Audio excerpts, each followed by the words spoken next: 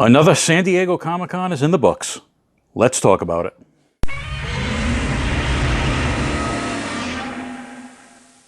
San Diego Comic-Con 2022 is in the books.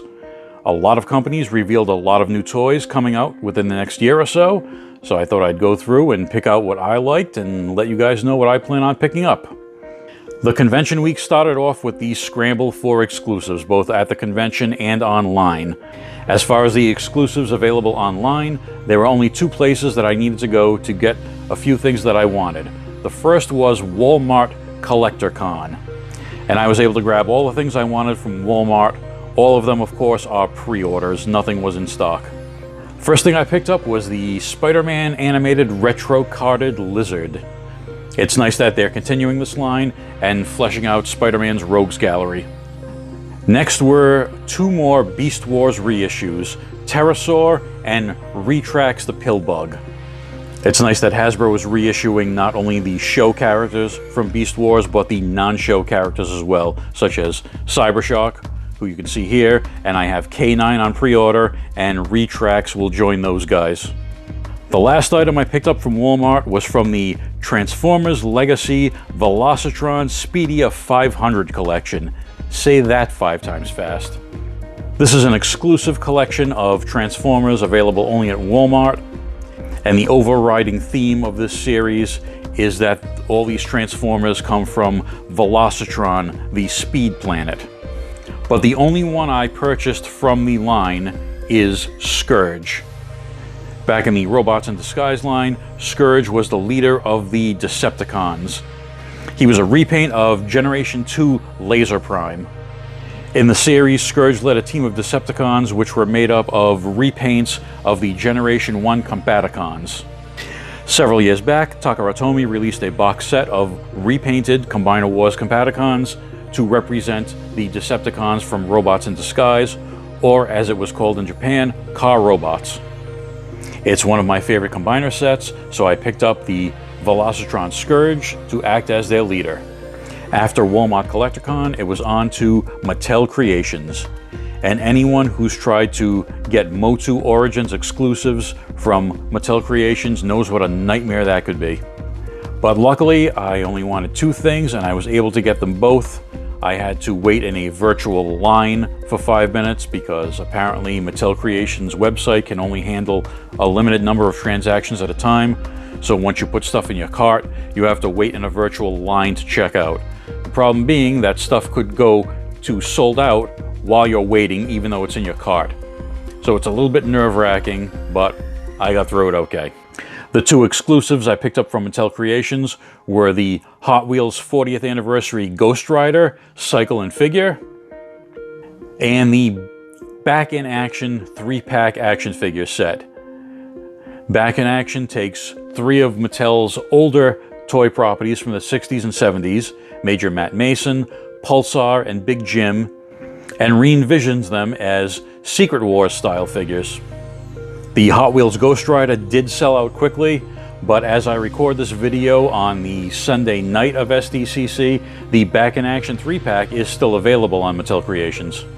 There was one other figure I pre-ordered this week. It was not a convention exclusive, but it was released to coincide with the convention, and that was Super 7's Ultimate Shogun Warriors Godzilla. Much like their reaction Shogun Godzilla, this is a downscaled version of the original Mattel Godzilla. This time it's an 8-inch scale figure, and unlike the small reaction figure, the Ultimate figure will have the spring-loaded firing fist. So on to the toy reveals they showed at the convention. Let's start with Marvel Legends. First up is the Spider-Man animated retro card Scorpion figure, and this is a really nice looking figure colored in the animated style. Next up is a Heralds of Galactus 2-pack with Terrax and the Fallen. I pre-ordered this to get the Terrax figure. I have no interest in the Fallen. I would much rather have seen them do a 2-pack of Terrax and Airwalker. In the comics, Airwalker was one of the first 4 Heralds of Galactus, and he has yet to receive a figure. Those first 4 Heralds were, of course, the Silver Surfer, Airwalker, Firelord, and Terrax. Those 4 heralds representing the natural elements of earth, air, fire, and water. With several different Marvel Legends Silver Surfers on the market already, and Firelord being released next year in the Fantastic Four retro carded line, it would have been nice to get an Airwalker. There are 2 more Marvel Legends reveals that caught my eye, and for anyone that watched my Marvel Legends wishlist video and thought, "Ah, those are all really obscure choices, we'll never see those," Hasbro says, hold my beer, because they are releasing Marvel Legends of the Human Fly and Razorback. Who? Exactly. The Human Fly first appeared in Amazing Spider-Man Annual number 10, 1976. He was small-time hood Richard Deacon, who was given superpowers by Dr. Harlan Stillwell. Harlan Stillwell's brother, Farley Stillwell, is the doctor that created the Scorpion for J. Jonah Jameson. Razorback, aka Buford T. Hollis, first appeared in Peter Parker, The Spectacular Spider-Man number 12 in 1977. He's a long-haul trucker from Arkansas who put on a pig costume and decided to become a superhero. I will be very happy to add these 2 obscure and ridiculous characters to my Marvel Legends collection, and I certainly hold out hope for every other selection on my list if this is what they're doing. One other tease from the Marvel Legends team at SDCC was the next Marvel HasLab, which has to do with Ghost Rider's 40th anniversary. Now, I've been holding out hope for a while that there'd be a new classic Johnny Blaze with his cycle released in the Marvel Legends line, but if they do it as a HasLab, that's going to be very disappointing. There's a lot of speculation about what this HasLab could be and why Ghost Rider needs a HasLab. They did tease a bit of the Robbie Reyes version of Ghost Rider at the convention. So my guess for the HasLab would be that they're doing some combination of Johnny Blaze with his cycle, Dan Ketch with his cycle, and Robbie Reyes with the Hell Charger. And they'll come with interchangeable heads, hands, flame effects, and all kinds of bells and whistles. So if you're a big Ghost Rider fan and you have a lot of disposable income, there may be something you like coming. But if the HasLab does include a classic Johnny Blaze that's not going to be released at retail, that's going to be very disappointing to me. There weren't a whole lot of new figures revealed in the Transformers series. The only one that stood out to me was Skullgrin. This is a reimagining of the Generation 1 Pretender, which seems to be his Pretender shell and his inner vehicle combined. I have a soft spot for the old Generation 1 Pretenders. Anytime they come out with a new version of one of those, I'll grab it. So out of all the new Transformers revealed, Skullgrin is the only one on my radar. I'm not big into G.I. Joe Classified, but the reveal of Serpentor with his air chariot did look really good. Now the thing with this is it's going to be a PulseCon exclusive, so it'll probably have a pretty nice price tag on it, and it may not be available to everyone depending on how much they make. You know how they go with these convention exclusive things. But I'm hoping that somewhere down the line they will release just Serpentor without his air chariot in some sort of recolor in the regular release G.I. Joe Classified series. If so, I'll pick them up later on down the line. But I don't think I'll be spending whatever the price tag is going to be on the Serpentor with air chariot set. There were a lot of Star Wars reveals for Vintage Collection and Black Series, but I'm not collecting any of those.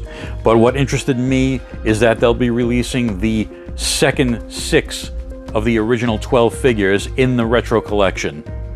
Obi-Wan Kenobi, Death Squad Commander, Tusken Raider, Jawa, and, surprisingly, R2-D2 and C-3PO, which look to be metallic in some way, whether it's chromed, whether it's vac metal, we're not sure yet, but they do seem to look like the originals. Those 6 will be released in a box set that will be available on Hasbro Pulse as well as the Disney Store. They did do a re-release of the first 6 retro collection figures, Luke, Han, Leia, Chewie, Stormtrooper, and Vader, in that box set format, and that has been available on Hasbro Pulse and on the Disney Store for quite some time. So it looks like these are not going to be a limited thing. There should be enough available, hopefully, for anyone that wants them. Moving on to Motu, it's nice to see that the Origins series will be continuing, despite the fact that there are now 3 different concurrent He-Man lines running. They are still putting new figures out for Origins. So the standouts to me in the Origins line was the reveal of the Snake Men returning. We will be getting at least 3 of the Snake Men with Cobra Khan, Ratlor, and King Hiss. And they did reveal that King Hiss will still have his transformation gimmick, but it will be altered to fit the interchangeability of the Origins line, which is fine with me. The other thing they revealed about Origins, which has people a little bit nervous, was that Grizzler is coming, but he's going to be a Mattel Creations exclusive release. As I said before, whenever anyone hears Mattel Creations associated with Motu, they have visions of the PowerCon exclusives, Wondar, Coldar, Trapjaw, all those things that sold out in minutes that people missed out on. So the fact that they're releasing Grizzler as an exclusive has a lot of people nervous, since they've already released the rest of the Evil Horde as regular releases. Everyone's going to want Grizzler to complete the set. Hopefully this is just a case of them not being able to fit Grizzler in one of the upcoming waves. As we know, they limit the waves to 4 figures each. Maybe they didn't have room for him and they're releasing him this way. That's my optimistic view of it. So knock on wood, hopefully everyone that wants a Grizzler will be able to get one. If not, it's gonna be a big PR blow for Mattel. Especially since the first release of Grizzler was already a limited PowerCon exclusive. As far as entertainment news coming out of SDCC, I really didn't pay attention to much. I know there was a new Dungeons & Dragons trailer released for a new movie starring Chris Pine. I really have no interest in that. The one thing I did catch, though, was the upcoming slate of Marvel projects. Now, Marvel Phase 4 has already been hit and miss, mostly miss with me. I haven't even seen Thor: Love and Thunder yet. I just don't have any interest to see that in theaters. They did reveal that Wakanda Forever will be the last Phase 4 movie, and they did release a trailer for that last week, which I just watched. It looks okay. We do see the first appearance of Namor in the MCU, and I'm not sure what they're doing with the mantle of Black Panther. Personally, I would have liked to have seen them recast the Black Panther.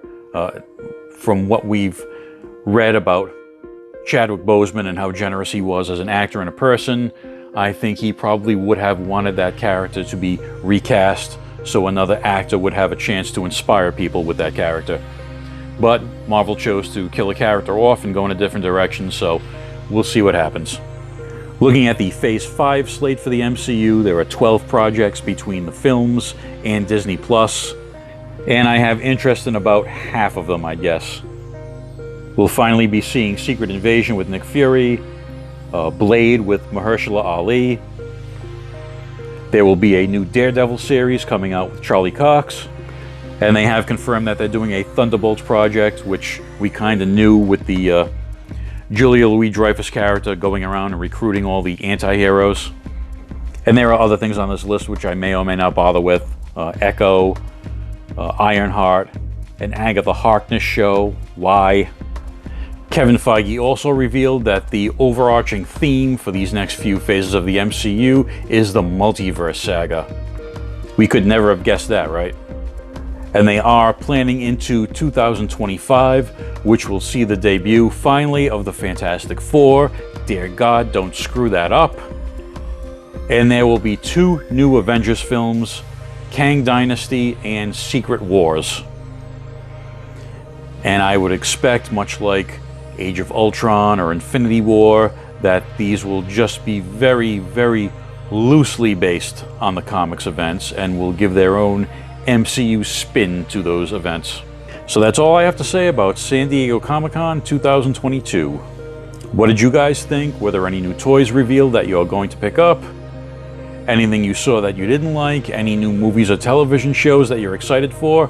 Let me know in the comments. So I've got a lot of videos coming to end off the summer. I'll see you in the next one.